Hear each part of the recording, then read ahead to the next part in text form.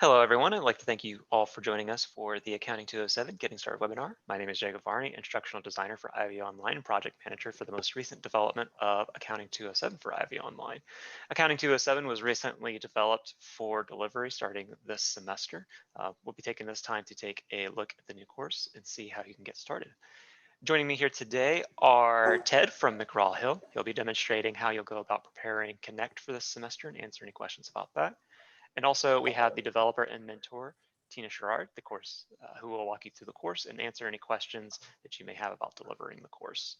It seems like we don't have anyone on this particular call, but if you have any questions in post, feel free to email them to myself, Ted, or Tina. Next, I'm going to go ahead and pass things off to Ted. That way he can give us a quick demonstration on how to set up Connect for your course. Okay, thank you, Jacob. I'm going to share my screen. And you should see the Accounting 207 course in IvyLearn.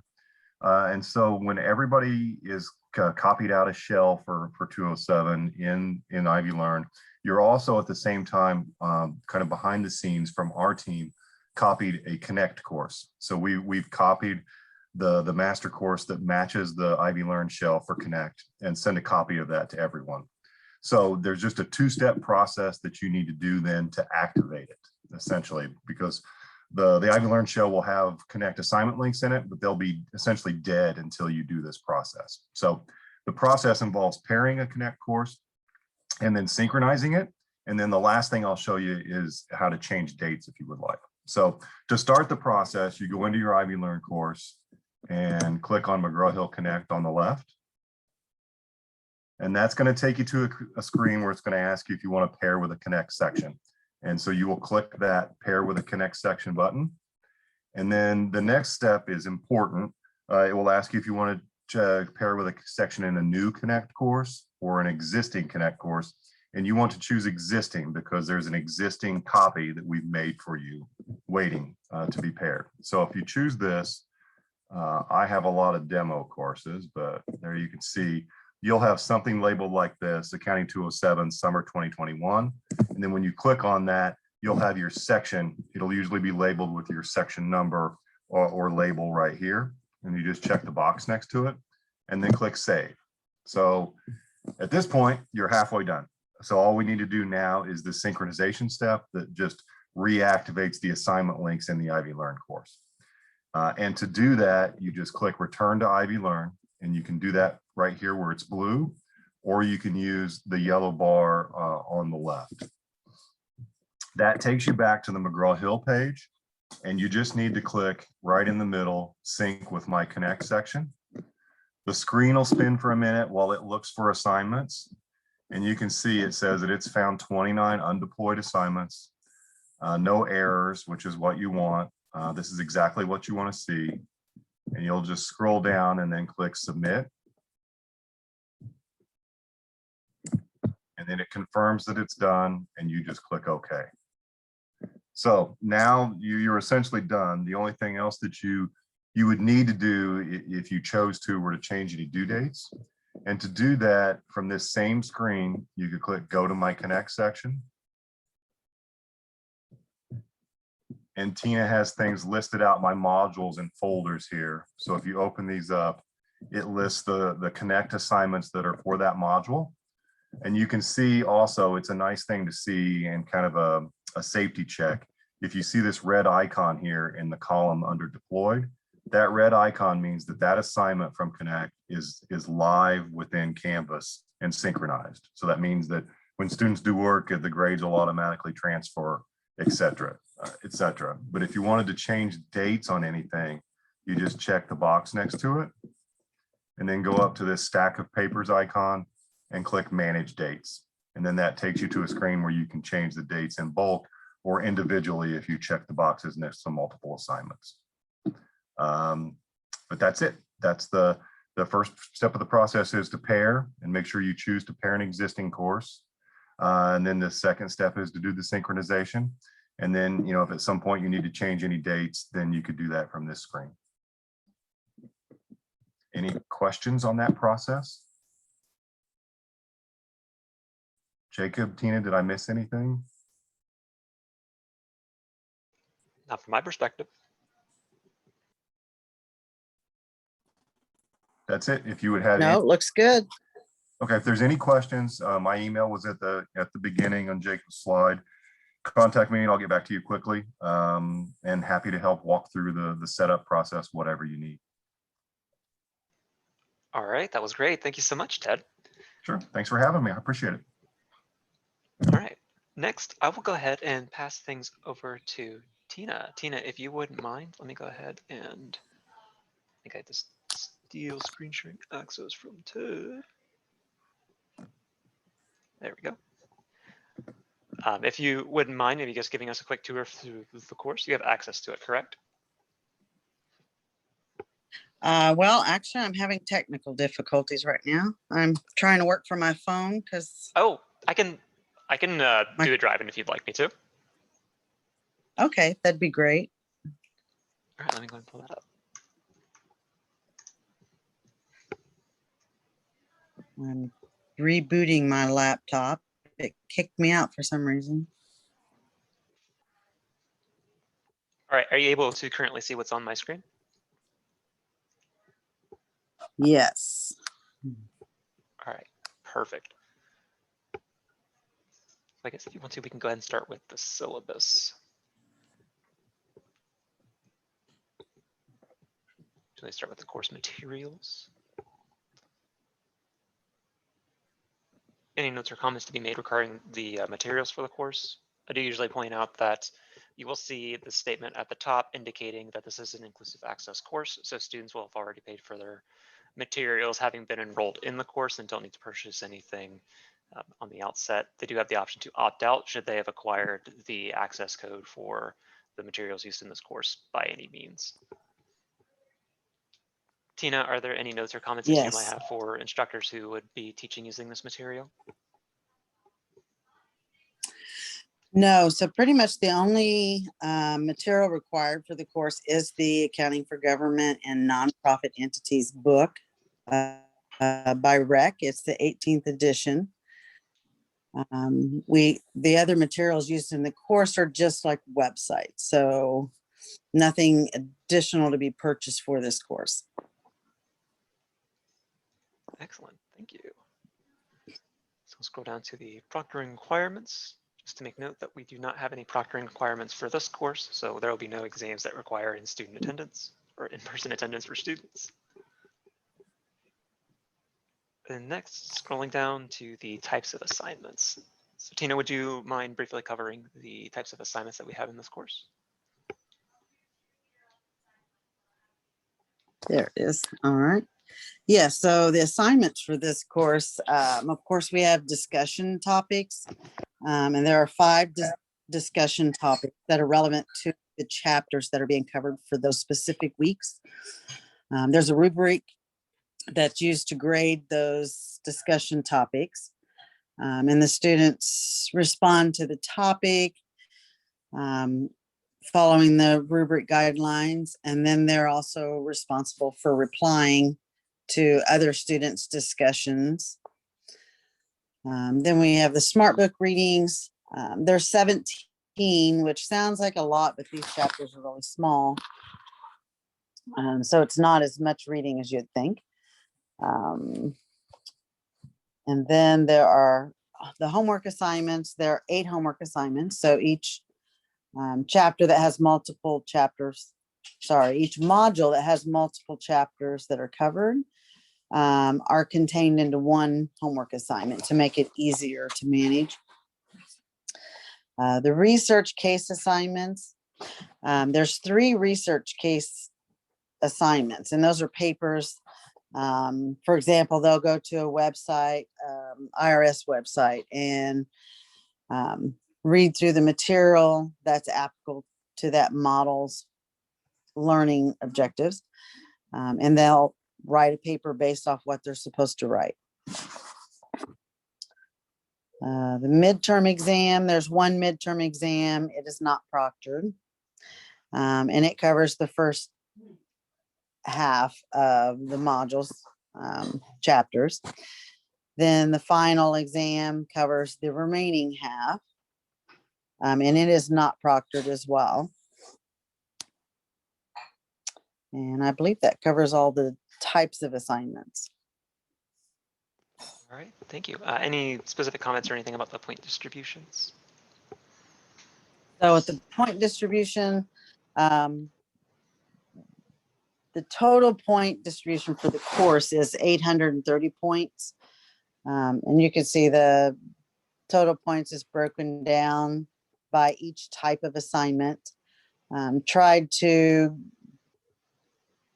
grade the case papers, the total of the three, equivalent to the points equal to the final and the midterm. So 150 each for those.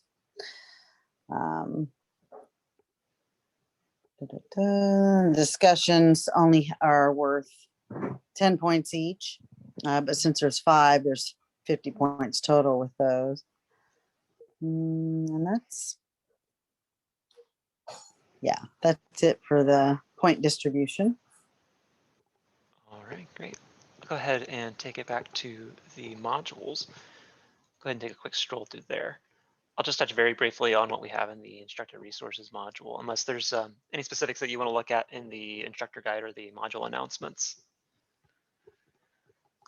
No, nothing specific to point out. All right.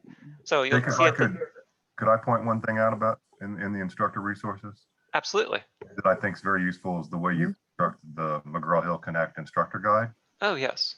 It covers things like changing dates, how to give extensions, all of that kind of stuff. And it's done the way you've structured it. It's very good with screenshots and walkthroughs. So I do like to point that out. Sorry to interrupt. Oh, it's okay. Thank you for pointing that out. Yeah, so that's fine. if you need a refresher or any further clarification on anything that was presented here with us today, you can always refer back to the McGraw-Hill Connect Instructor Guide. Yeah, absolutely. Right, you'll note that there is this comment at the top of the Instructor Resources module. As noted, this will be an inclusive access course, which means that we generally try to limit where this content is copied to, just because by virtue of being enrolled in this course, students will have access to the material, and we generally don't want to distribute it as widely because the permissions that we need in order to have this inclusive access program in the first place. So just please be very judicious about how you use this material, avoid importing it or copying it into any other sections. In the Instructor Resources, we also have the Accounting 207 Instructor Guide, which Tina's worked very hard on to provide you with some best practices for facilitating this course. There's the Report Course Issues button, which will allow you to submit any issues you might encounter with the course, and then Tina and I will both get those, and we will take a look and make sure that they get resolved for the next semester, and then provide follow-up if necessary. We also have a course evaluation or course design evaluation. So once you finish teaching the course, please feel free to complete that and give us some feedback on what you thought of this course after your initial delivery. A module announcements document. This is new for any courses that were developed over the last semester. This will go through some bullet pointed items of things that you can talk about with your students on a week-by-week basis to help you meet that weekly announcement requirement that we have now. The BNC Bookshelf Instructor Guide just walks you through the use of the BNC Bookshelf tool aside from the Connect features that we have built into it. As noted, the Instructor Guide for McGraw-Hill Connect is in here if you need a refresher on how to set up the due dates or set up your course content, as Ted has previously presented to us. And then lastly, in the Instructor Resources, we have the live assignment instructions. Effective this semester, we're requiring all online instructors to facilitate a live session with their students. This is just an opportunity for students to kind of meet their instructor face-to-face in a live setting and provide that initial contact at the beginning of the semester to get them acquainted with you. And in the course resources, we have the corresponding content for the students in the student guide for Connect, and then that BNC Bookshelf guide. With that, I will go ahead and pass it once again over to Tina. Is there a particular module that you would like me to go through to kind of demonstrate maybe a typical week in the course?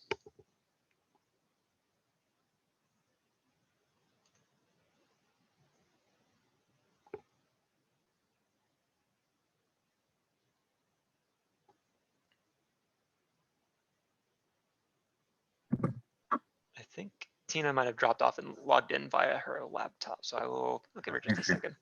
I see a second instance of her now. Jacob. Sorry, yeah, my internet keeps going in and out, so I still have the other one on, but Oh no, I'm sorry. trying to manage two now. And Right, now I'm trying to hit the window. Okay. Anyways, yeah, so with module 5, trying to expand it so I can see it. There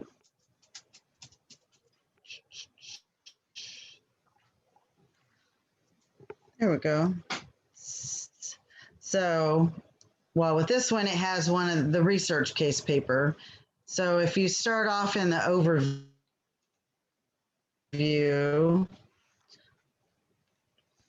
and every module kind of flows the same way. So it gives a breakdown of what we're covering. So in this one, we're covering chapters 10, 11, and 12.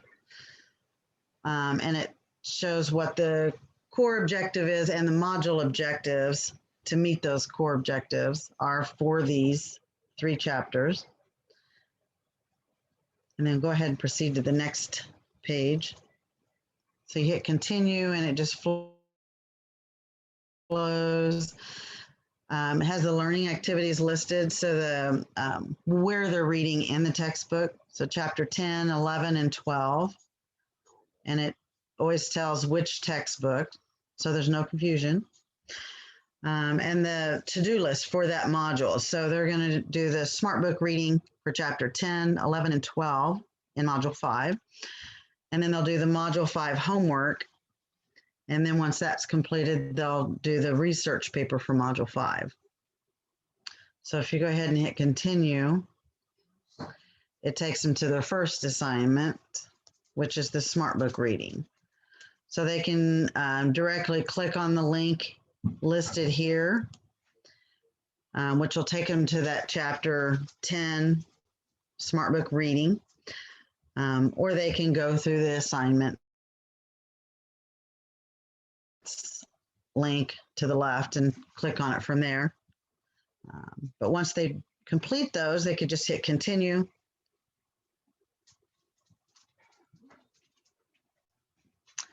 And then it takes them to the homework assignments.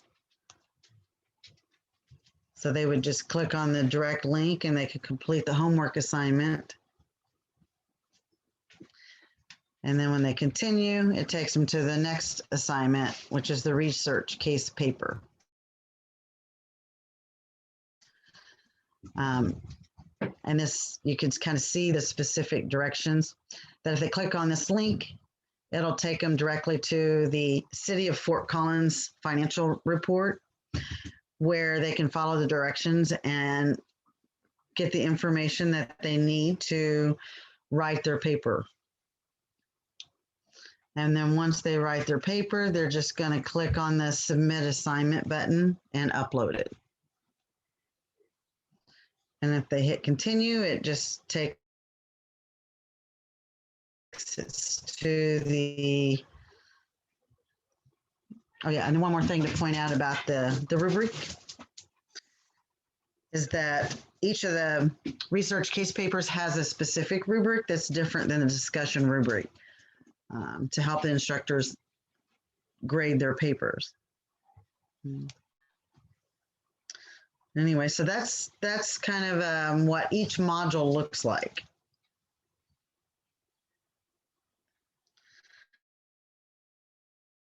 Excellent. Well, And they're laid out in a way, in the order that, oh, go ahead, Jacob. Oh, I'm sorry. I was just going to basically just cap things off, but if you have more to note, definitely appreciate that. Yeah, I just kind of wanted to help instructors with guiding students through this. The assignments are in an order that helps them retain the information. So really encourage the students to follow the order that the assignments are set in instead of just jumping in and popping around, you know. But that's it. That's all I wanted to say about that. Awesome. Well, thank you for that in-depth overview, Tina. And once again, thank you for all the work that you put into preparing this course and then this demonstration for our faculty who will be teaching it in the future. And I will go ahead and start moving towards closing. Thank you once again, everybody, for joining us. If there are any additional questions about Accounting 207, always feel free to reach out to Ted, Tina, or myself. Our email addresses are here on the screen. You can reach me at jvarney5@ivytech.edu. You can reach Tina at tsherrard@ivytech.edu, or you can reach Ted at ted.kershak@Mcgraw-Hill or mheducation.com. And we'll be more than glad to help you with wherever our specialty lies in terms of helping with the course or directing you to the person who can help you with getting set up. Thank you once again, Ted, Tina, for your participation here and your hard work on this project. Thanks, Jacob. Thanks, Tina. Well, thank you.